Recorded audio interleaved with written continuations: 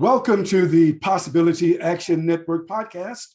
I'm your host, Stephen Middleton, aka Possibility Man.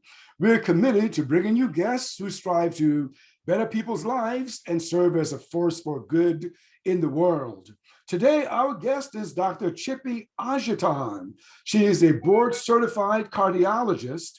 She is the director of the Dean Ornish Lifestyle Medicine Program at Sarasota Memorial Hospital. In 2009, she was named the Physician of the Year at Sarasota Memorial. She's known around the world as the Mindful Cardiologist. Please help me welcome Dr. Chippy to the show. Dr. Chippy, glad that you're here today. Thank you. Okay, great. Look, I'm curious. Let me see if you recall, at what point in your life did you feel this call to medicine? Did it happen late or did it happen early for you? You know, I grew up in an Indian home. So if you're Indian, you had two choices. You were either going to be a physician or an engineer. And so I was told from the very start, you're going to be a doctor. So it was something that was just put into my brain and entered my subconscious from the start of time. And so to me, it was just an expected path. So it was just ingrained into who I was. Well, that's fascinating. That's a tip for parents to plant those seeds early on, and perhaps they will germinate as they did in your case. So now, not only did you choose medicine, you are in, and this is my way of expressing it, a very elite specialty, and that is cardiology. So when did you make this shift from general medicine to the specialty of cardiology? So going through internal medicine, you start to hone your interests a little bit more. And, during residency, I found that cardiology was the most direct. It was black and white. There, for every medication, every procedure, including timing of procedure, there was a data or a clinical trial that validated that choice. And so it was a field of medicine that it wasn't nebulous. It was very clear, and we achieved results fairly quickly. So someone comes in with crushing chest pain, they don't have a blood pressure, their heart is in a massive heart attack. We were able to stabilize them immediately with medications. They go to the cath lab, we open up a blocked artery, and they're asking us if we can go home the next day. Wow. So I loved the fact that the turnaround time was very fast. And so it appealed to me because it seemed as if I can make a difference to people very quickly. Mm-hmm. And at least that was the draw at the time. Okay. Also, you mentioned clinical trials, and a lot of us have heard about clinical trials. What is a clinical trial? Can you share that with us, and what happens in a clinical trial? So, pretty much now, medicine is practiced as what we call evidence-based, meaning we don't practice medicine because we think it's a good idea that you take this drug, or we think, theoretically, this is a good idea if you have bypass surgery. It has to be scientifically shown to make a difference. So if there's a medicine I'm going to give you, it's because there are massive number of patients that went through a trial to say, yes, taking this medication will positively improve this disease process, or undergoing stent to open up a blocked artery will make a difference. Now, some of it is just, isn't it just intuitive? Isn't it obvious? But we have to go beyond what is intuitive and what is obvious and say, look, we have data to support that this is the right thing to do. Mm-hmm. And so now everything in medicine is evidence-based. Is there a study that was done on a population that had a certain disease pattern, And the therapeutics that you are offering to that individual, does it change their outcome? A, B, is there no difference? And C, what are the potential hazards of therapy? So, Mhm. pretty much every decision that a physician makes, it really is based on what we call evidence. And really the trials are randomized, double-blind controlled trials, meaning that the person who's getting the treatment doesn't know, the person who's getting placebo doesn't know, the physician's taking care of the person doesn't know what they're getting.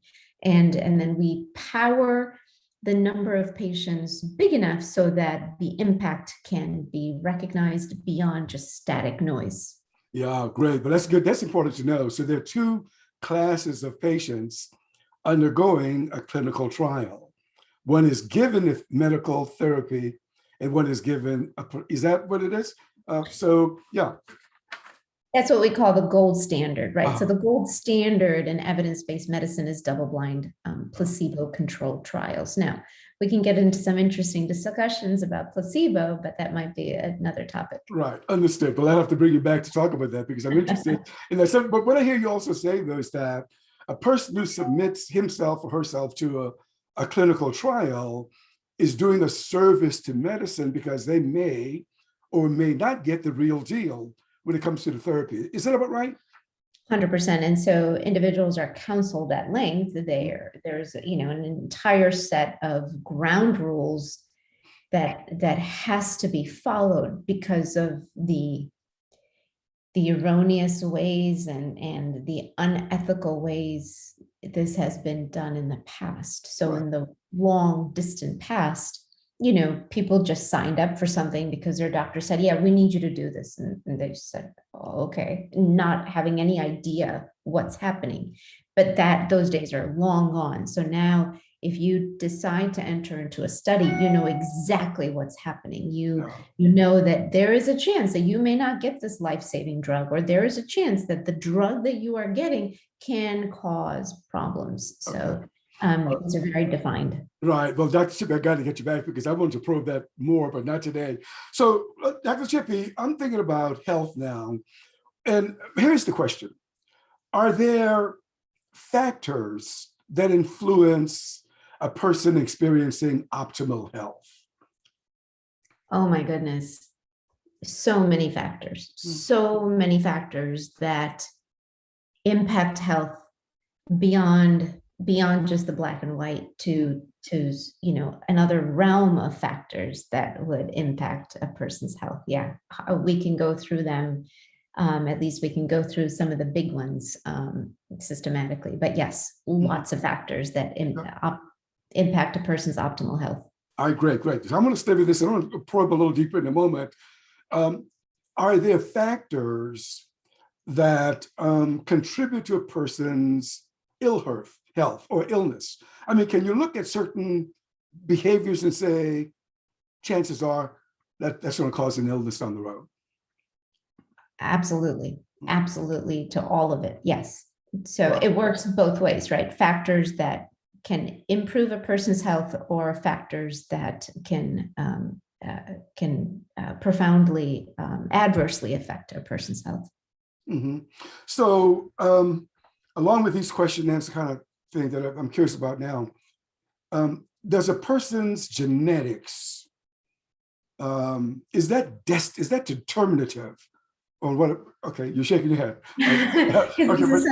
This is such a hot button topic for me, because I have so many patients that come in where they have given up their power to genetics, and nothing gets me so enraged and saddened by this concept of, oh, well, my dad had a heart attack, my mom had a heart attack, my sister, my brother, my next door neighbor. So, pretty much it's my destiny to have a heart attack, or cancer, or any of these diseases, diabetes. My mom's diabetic, my dad's diabetic, so it's just a matter of time for me to become a diabetic. No. So we have this wonderful saying, for those of us that are in lifestyle medicine, we say, genes load the gun, lifestyle pulls the trigger. So I like to use an analogy of, say you have a closet with infinite colors, Mhm. and you walk into that closet and you only choose, black, white,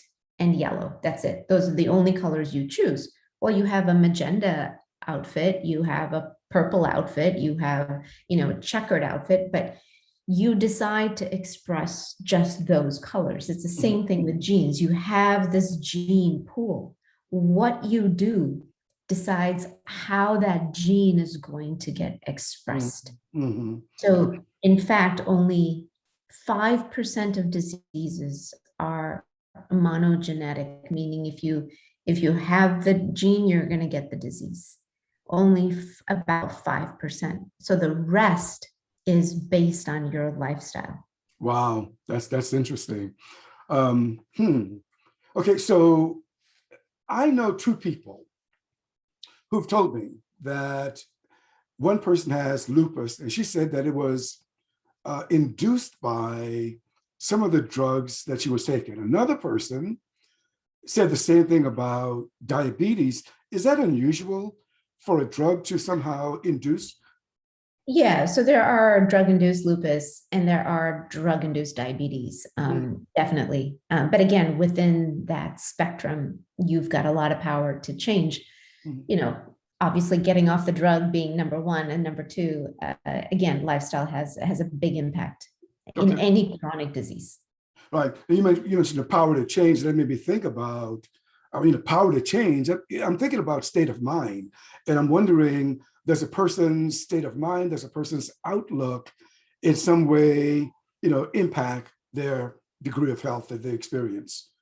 One answer, and that is fundamentally, and everything is mindset. So your mind has a power to change the course of your life. And Wow. so there's a great book for you, you may already know, or for your audience. It's called The Biology of Belief by Dr. Yeah. Bruce Lipton. And he talks about how, okay, so you get yourself into a certain mindset that then activates certain hormones in the body. Now, remember, every cell is bathed by that hormonal activation that you have created. So every cell in your body is exposed to that. So what do you, so if you react, if you have a hyper reaction to something, you crank up your cortisol, you crank up your norepinephrine and your epinephrine, and your body feels as if it's in a fight or flight situation. And your body reacts accordingly. One of the things that it does is that it shuts down your immune system and it diverts the blood from your gut. So you have poor digestion and poor immunity. Yeah. And you're cranking up the stress on the rest of your organ system. So everything in life is mindset. Wow. Yeah, I can see that we're more powerful than we understand. I know one doctor who actually said that there is an emotional immune system, and that the alarms that we get, are transmitted by how we feel in our bodies. So, 100%. It's based on what we call the amygdala hijack. That's a part uh-huh. of the brain where you've got two amygdalae. And that's the part of the brain that says you are under attack or everything is fine. But here's the thing, that amygdala started to develop how many millions and millions of years ago of our evolution. We needed that because maybe you were prey to some some animal that was like chasing you, and you needed that system to get your body going to either fight or flight or freeze. But now your fight or flight response is activated just driving in traffic. You're running late to a meeting, you're driving in traffic, the guy in front of you is slowing down, and you're just like, oh my God, get out of my way. Your amygdala is blind to the situation. It thinks that your body's under attack. And so what's happening is modern day life is putting us into an amygdala hijack repeatedly. 10, 20, 30, 40 times a day. You are in a constant state of, I am under duress. Your brain is registering that you are under duress, and your entire body system changes as a result. Mm-hmm. So you change your mindset. So maybe you're driving in traffic, you're late for a meeting. You say to yourself, it is what it is, and I am going to accept it. And when I walk into the meeting, I will very clearly explain and sorry for my tardiness, and I'm going to sit down and resume my meeting. And that's just how it's going to be. Wow. But we try to control the things that are out of our control. I think the first thing that people need to do is just to let go, because there's some things you cannot change, and you need to learn to let go. I'm amazed that a cardiologist would have this, this view of, because it sounds like it's like a person, the whole person can participate, in this case, in his wellness and his health by, being a certain way in the world. So, Yeah, because it's the mind and body, right? They're not separate. We are a body mind. We are a mind body. Well, the mind is not separate from the body. It is absolutely integrated within every 30 trillion cells of your body. wow. Let me ask you this. I'm going to read something that I found in connection to you, and I want you to share with us, and it's still about mindset and about how we think about things. Share with us what this means to you. It is a quote actually from a sage from over 1,000 years ago, Rumi. And this is what he said: your task is not to seek love, but merely to seek and find all the barriers within yourself that you have built against it. Does that have any resonance to you in terms of how we think about mindset and health? Well, I think I quote Rumi on a daily basis almost. I put Rumi's quote all over my being. He was just one of the greatest thinkers. In fact, most of my presentations start with a Rumi quote about you are looking among the leaves for what is hidden in the roots. And so, that is all of it. We put up the barriers to our health, whatever that barrier may be. It might be environmental, it might be created within ourselves, it's created within our family, but we create those barriers that stand in the way of optimizing your health. Absolutely. Wow. Okay, so I want to make this shift toward lifestyle medicine, but I want to approach it real carefully. So I want to start with Dr. Chippy's 4 pillars of health. What are your 4 pillars for optimal health, Dr. Chippy? So I want to talk about how I came to this being, and I credit Dr. Dean Ornish, who I had the fortune of creating his program in Sarasota Memorial. And he really championed this 4 pillar of nutrition, movement, love and connection, and stress management.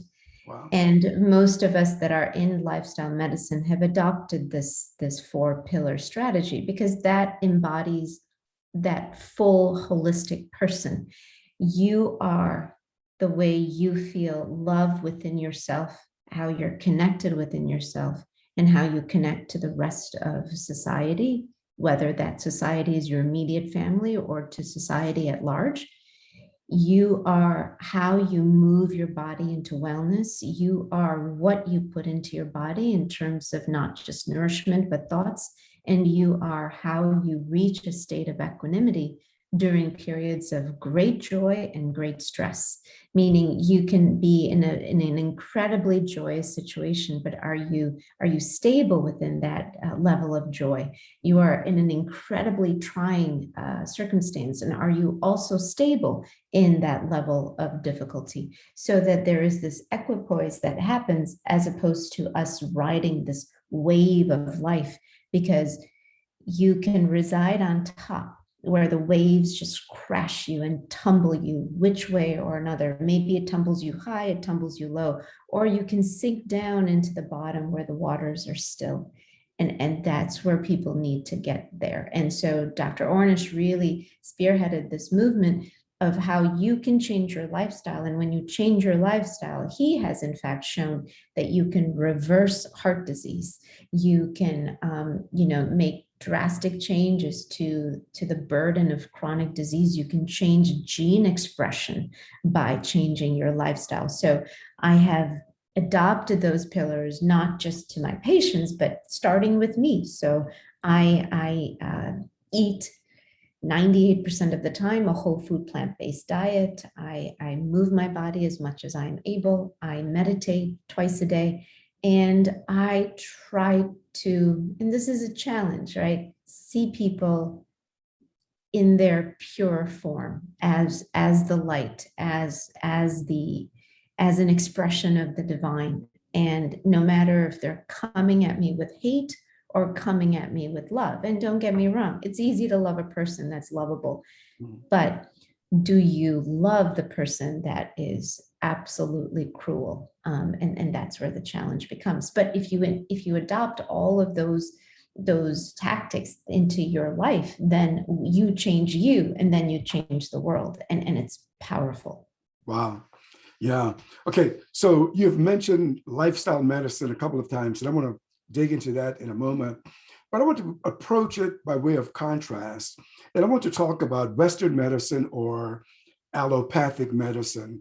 What is allopathic medicine, which is what's practiced here in the West? What is that? It's a pill for an ill. You have an ill, we got a pill for it. And that's where I go back to Rumi. You can take a tree with all these leaves and it's not doing well, and you can treat a leaf at a time, or you can put the nourishment in the roots and allow the roots to take up and completely alter the health of that tree, right? So Western medicine and allopathic medicine is nail and hammer. So you have a disease process, and don't get me wrong, we are brilliant at it, right? We are brilliant at it. We have changed the face of disease because of how incredible allopathic medicine is. So you have high blood pressure, we have a pill to treat you. We have 100 pills to treat you. You have high cholesterol, we can treat it. You have a massive heart attack, we can treat it. You've got cancer, we're just going to bombard you with chemotherapy or immunotherapy or radiation. You know, you need to have your gallbladder taken out, we can just make few little holes and take it out. You know, you have a broken bone, we can fix it. Allopathic medicine is amazing, but we have not recognized the shortcomings of allopathic medicine. So you go to a doctor with a chronic illness, this is where allopathic medicine fails. You go to a doctor with a broken bone, we can fix you into perfection. You get into a car accident, you got a lacerated spleen, our trauma team can get you fixed in a jiffy. You're coming in with a massive heart attack, we're going to save your life. You come in with cardiac arrest, we can resuscitate you and you walk out the door, right? The allopathic medicine is powerful. Where it fails is in chronic disease, where allopathic medicine continues to use the same algorithm. Oh, you have a broken bone, let's fix it. Oh, you have high blood pressure, let me throw a pill at it. Well, how about, hang on, why do you have high blood pressure? You know, and the patient is ready to say, oh, it's in my genes, and the doctor is okay to accept it. But how about, all right, how much salt are you eating in a day? Or maybe your nutrition is absolutely fantastic. You know, how much are you exercising? How good is your sleep? How much are you drinking? How much alcohol are you drinking? Let's say you pass all of those questions. Well, do you feel loved in your own home? Is your husband, your wife, are you at odds, great odds? Are your children, you know, in a place that gives you intense stress, right? Where is that person in the treatment of hypertension? When allopathic medicine treats hypertension, we treat a number. When lifestyle medicine treats hypertension, we treat the entirety of that person in their environment and their connection to that environment or lack thereof. And that's where the answer is. The answer is in the whole being, not in a number.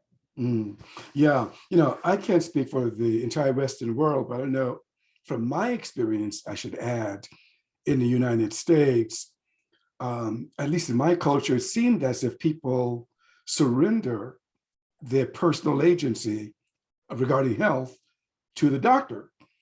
And so whatever the doctor says, they do. And sometimes it means, one little thing, you can respond to this. My mother lived to be about 91 years old, but she had a tray of medicine, pills that she took. And she would go to a different doctor, but you can't take that because it, you know, so it seems as if there's a twofold thing here. You're saying that, look, you know, you can be responsible, but our culture says the doctor's in charge of your health. Listen to your doctor. Right. And it has to be the other way around, right? The doctor has to be the person that's your champion, that's cheerleading you as you change your health. Your doctor is just a guide, but you're playing the game. The doctor's the coach. You're out there, you're in that field, you're passing that ball, you're catching it, you're making the run. And people don't get that. And so there's no personal empowerment in allopathic medicine, and there's no personal responsibility in allopathic medicine. And physicians, don't get me wrong, physicians take away a patient's power all day, every day, not meaning to, but we do inadvertently, we take away people's power. And the key to health and longevity is not, by the way, longevity is not longevity from health, right? I tell people we should all die healthy. Yeah, I love that. You have to die healthy. That's how this goes. And people think, oh, getting dementia is a normal process of aging. High blood pressure is the normal process of aging. High cholesterol, becoming a diabetic is the normal process of aging. No, we have to put the power back into the people, back into the community to create health. Yeah, I love it. I love it. And we've already been talking about lifestyle medicine, but I want to start with, telling us what it is and say more about how that can be expressed in a person's life. So going through the pillars. So first of all, you are what you eat, right? People have heard that, but what does that really mean? I am what I eat. Well, a second, how many cells is your body making per second? I'm just going to ask you, Stephen, just throw out a number. And, it doesn't matter. Throw out a number per second. Your body is making how many new cells? 10 million is my number. Okay. People say 1,000, but it's actually,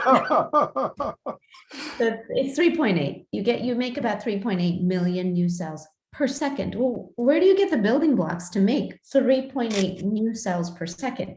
You get it from the nutrients that you're putting into your body. So it's like, it's like a factory. So you put something in and you have an end product. Well, if you put in, things that poor quality materials, your product is going to be poor quality. It's the same thing. The body is an incredibly intricate machinery. So what you put into your body is the product that you get. So you give your body proper nourishment and you're going to immediately see the effects. In fact, you change your diet, you're going to see in 2 weeks your health turn around. So what is that diet? And I don't blame people for not knowing this, because there are physicians that will tell people to get on a keto diet. And it just breaks my heart. There are cancer doctors that will tell people to drink a milkshake because we just need you to put on some weight.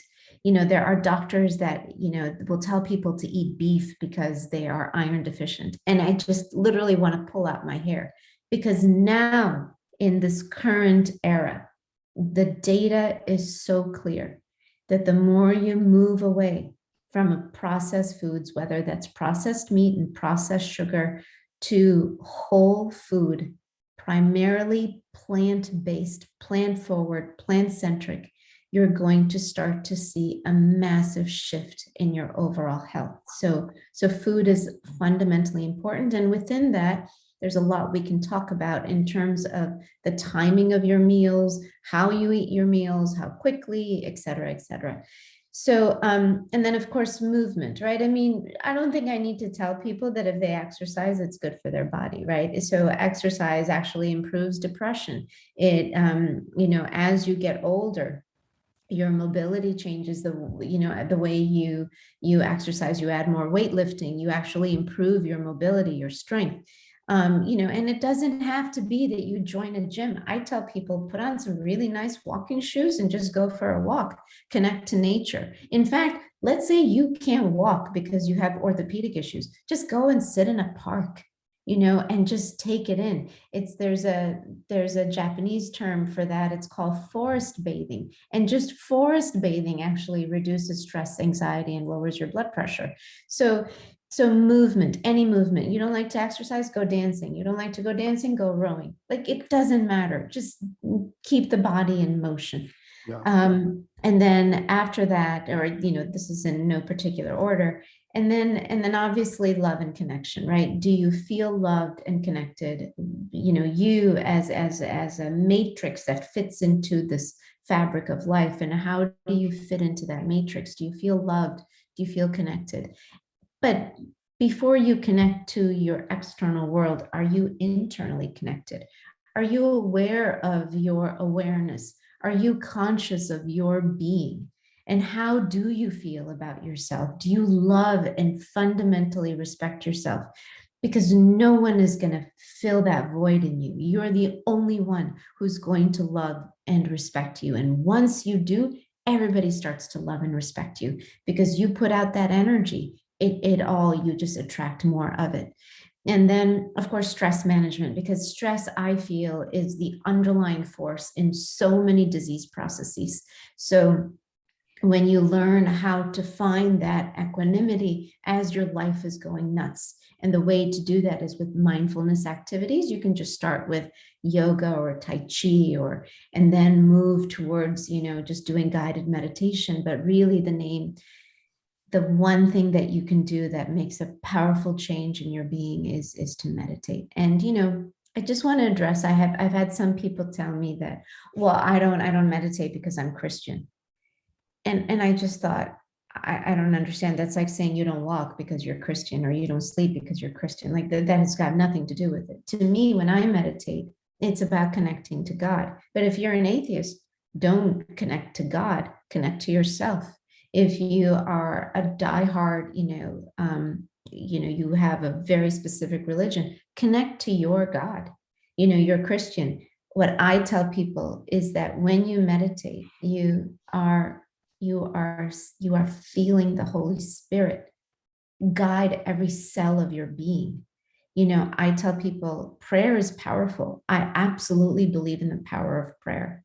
But prayer is one thing. Prayer is like, hey mom, hey mom, hey mom, hey mom, hey mom, mom, mom, mom, mom, mom, mom, mom, mom. Meditation is, hey mom, and waiting for the reply. So meditation is listening to the footsteps of God. Yeah. It's shutting up, stilling your body so you can hear the footsteps of God, because God doesn't come clunking down to you. The power of the divine is only measured by the peace that comes over you. You cannot recognize that peace if your mind is flying all over the place and your body is flying all over the place. Right? That's how powerful meditation is. Dr. Chippy, that's amazing. We've lost a couple of famous people in the world. I mean, a lot of people to suicide over the last few months. And I just can imagine that if those people could have talked to someone like you, that they might have made a different choice. It's just, so what you're saying goes way beyond medicine. And, it is medicine, cardiology, but it's deeper. So let me ask you this, and maybe I'm jumping on a limb now, but anyone who has gone as deep as you are in this sense of the whole being can participate in optimal health. Something must have pointed you in this direction. If I'm out on a limb, just tell me. But if there is a story behind this, I would love to hear what you want to share. Yeah, I'm very transparent because I sometimes feel that I have been given a very difficult and challenging life so that I can get on the other side of it and then help people get to where I am, I guess where I'm going, because my path isn't done. I have a long way to go. So I just want to grab as many people in my journey as I can and then travel together. So I'm not sitting in some mountaintop saying, oh yeah, come join me because I figured it all out. So my life was that, coming from Eastern tradition, I was already very much rooted in understanding and trying in kind of understanding what it is to be human. And early on, I understood this is my philosophy that we are spiritual beings, living this human experience. And it's I can't remember. There's a French philosopher that said we are all spiritual beings having a human experience versus the other way around. And so meditation and the divine was always rooted in who I was. And then, in fact, when I was 16, all I wanted to do was just give it all up and go into an ashram and just become a monk. And And so, being the only child, my parents, would not accept that. And so I was, again, geared from the beginning to go into medicine. And I went to medical school because my parents told me to. I became a cardiologist because, again, as we talked about, it was very objective for me. And then I got married and I had two beautiful daughters, and life was seemingly amazing. And then my life, as I knew it, ended. This seemingly fairy tale life that I was living, just completely. It's like, God took the rug of life and just pulled it from underneath me, and I went tumbling. My kids went tumbling, and I saw that in our tumble, we're up in the air, just kind of, free falling. I realized that if I don't land, then my kids are going to fall also. So I landed, and then I held out my arms for my children to fall in grace. And my kids and I have been falling in grace for the last 7 years. And I think I know we've landed, and now we are in the stage of what trauma, workers will call post-traumatic growth. I am in post-traumatic growth. I had an incredibly traumatic event where my life just completely flipped on itself. And I am now in this phase where I see my children in a great place. And now I want to give back to everyone that I can possibly reach, to say, when your life just gets shattered, it's because you are meant to be greater. So one of the symbols that I use for some of my talks, I talk about this Japanese art form called kintsugi. And kintsugi is when, say, a dish that was very valuable completely shattered. You put it together, but you put it together with enamel, and then you coat it. You coat it with gold dust. And if there's a big gaping hole, you put a big ruby. You put a big diamond in there, and then this vessel becomes greater in value, because now it's dusted with gold and gems. And what was once shattered now is restored, but it's restored to greater value. And you celebrate the cracks because you're putting gold and this, and you're beautifying the cracks, and then the cracks add to the beauty of this final product. And so that's how I started to change my thinking around medicine. And it was right around this time, again, that Dr. Ornish's program came into our being. And then I realized the power of how we have to go beyond the black and white. We have to go beyond, what it is that broke us, to really understand. And so the work I did on myself, so it took me 5 years to heal, 5 years to forgive the man that shattered our lives, 5 years to, forgive the events that led to this, the 5 years to forgive me for the choices that I have made to get me into this situation that then went on to hurt my children. And so there was so much forgiveness to be had. And I tell you, I remember the moment I forgave my ex-husband. And, I remember that I saw him in the hospital, because he's a physician, and we worked in the same place. And right after this, this kind of this breakage that happened, and, my life, my story around my divorce wasn't a divorce. It was just, like this, like 1,000 stabs into my chest and into the chest of my children. It was just beyond a divorce. But in the 2.5 years that I healed, at 2.5 years later, he just showed up. An elevator door opened. We were the only two people in the hallway, and I saw this man. And I looked at him and I said, I love you. I love you top to bottom, front to back, and inside out. And I said it. And I don't know how he took it. It didn't matter. I know what I meant by it. And the moment I said those words, I felt as if I was floating. Like my feet stopped touching the ground, and I was just in this elevated, and everywhere I went and walked, I just felt as if I was floating. And that lasted like a solid 12 hours. I just felt as if I was floating through space. It was the most amazing, liberating thing that it was so real. It was so palpable. It was just amazing.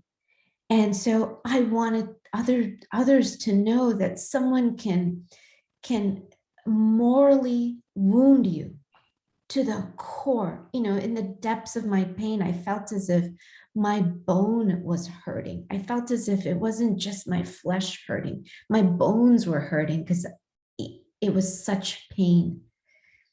And if I could forgive the circumstances that led to that, including my role in it, I wanted to share that with as many people as I could, because I know what it did for me. I know the power of meditation. I know the power of forgiveness. I know the power of changing food. I know the power of movement. So now all I want to do is grab as many people in this journey as I possibly can. That's fantastic. That's a wonderful story. And, I feel empowered by your story, just to make sure that you are aware of that. So that story was not told just to be told. It touched me in special ways. And also, I appreciate your transparency because, professionals, especially those in elite professions, tend to pretend. You see the facade, you don't see the real person. But now I want to show people how smart you are. Now, as a cardiologist, you also studied biochemistry. What is that? So there's this great poster that I sometimes put up, and it's like all these like biochemical processes, these cellular processes that happen. And it's this incredible mind-numbing array of events that happen. And I remember seeing that when I was in high school. And I thought, oh my God, this is the stuff of life. This is what I want to learn. So I went through college and I learned, my major was biochemistry. Don't ask me a darn thing, because I tell you, there's nothing.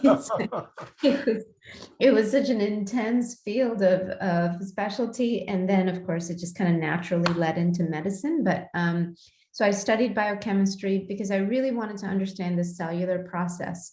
But again, this is where, you start with the objective and then you go beyond the objective. So, now I'm starting to learn that you can actually change your cellular processes based on your mind and how you go through your life.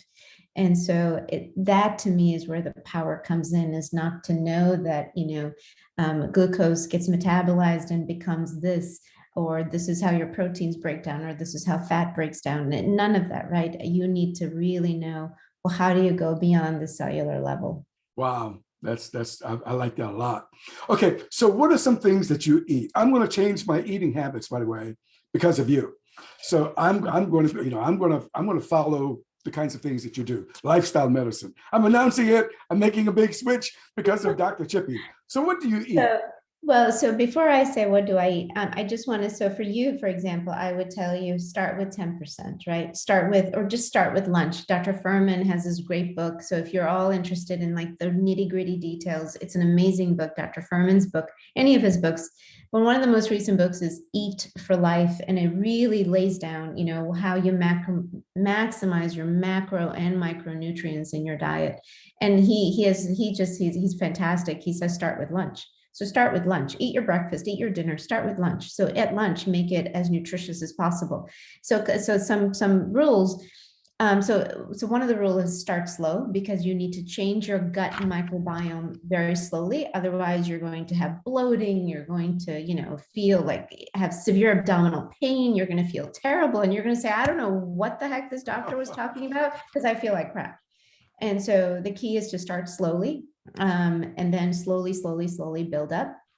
And then I challenge people to do 7 colors a day. So start, so 7 colors a day. So did you get your black? So did you get your purple? So for example, cabbage, right? Instead of getting the light green cabbage, get the really funky purple cabbage. So right now in my house, I have purple cabbage, I have purple potato, I have sweet potato. So color, I have blackberries, blueberries, and strawberries in my fridge. So just start, and I have kale. I've got kale and greens. I usually have dandelion leaves.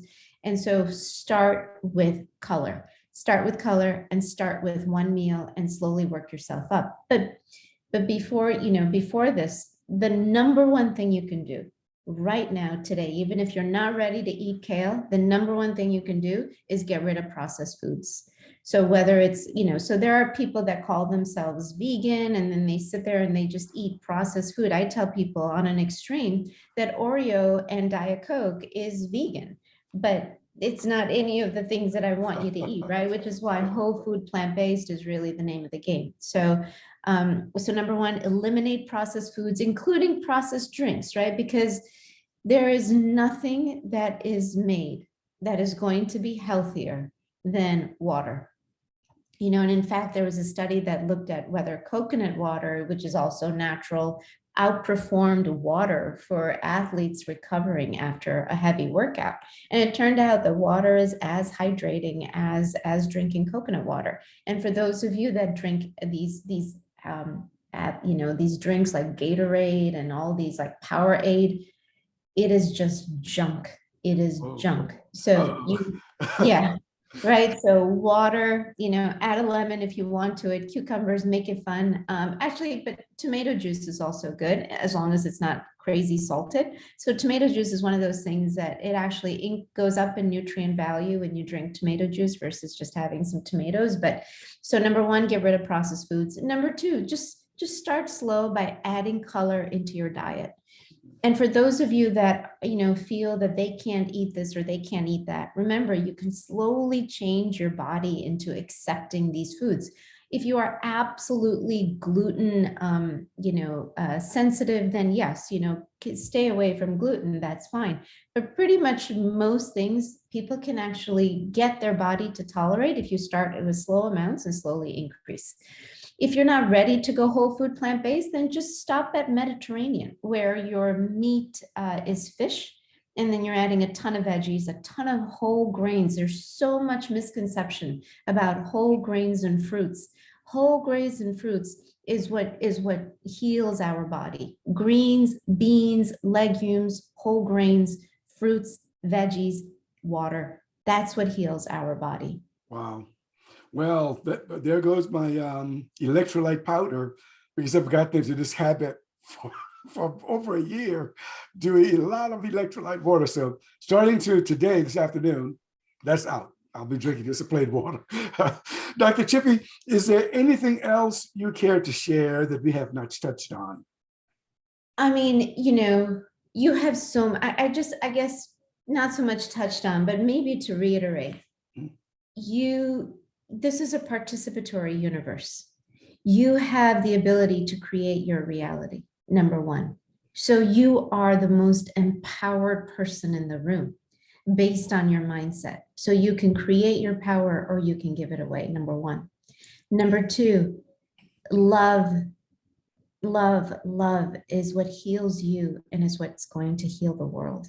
And start with loving you, start with self-love, and then branch out to everybody and everything. And, Sharon Salzberg says she does these meditations called metta meditation, which is in Buddhism, it's called the loving kindness meditation. And when she teaches people how to do metta meditation, she'll say, don't pick Hitler, right? Start with a neutral person. Like, don't pick your son or daughter because it's easy to love them. But, and don't pick the hardest person to love. Like, don't pick Putin to love right now. Right. Right. Pick the mailman. So find the mailman and just imagine him and then just send all this love to this random person, a mailman. And then you're going to say, well, how's that? So it has this really cool ricochet effect. You send somebody love and it just ricochets right back to you. And I have experienced this. It's the most amazing experience. Sometimes I sit down with a person and I just pour my heart and soul into them. And I walk away feeling, oh my God, that was amazing. I feel amazing. So there's always a ricochet effect that comes from giving love. And here's the thing, it may not come from that person. It comes from another random act of kindness. I have seen this so many times in my life. I stop and I help somebody and they just don't have any sense of appreciation. I don't have any anger. I just let it be. And then randomly out of nowhere, something amazing happens to me. Wow. Right. So you have to give without expecting. But here's the thing, the universe knows, and it will always give back what you put in and then some. Wow. So live this life with love and everything will fall into place. Mm. Wow, Dr. Chippy. Well, I got to bring you back. I would like to talk more about resilience with you for another and some other things as well. This is just amazing. So thank you, Dr. Chippy, for being with us today. You're welcome. Okay, you've been listening to the Possibility Action Network podcast with our guest, Dr. Chippy Ajartan. She's known throughout the World Wide Web as the Mindful Cardiologist. Dr. Chippy, once again, I enjoyed our conversation today. Okay.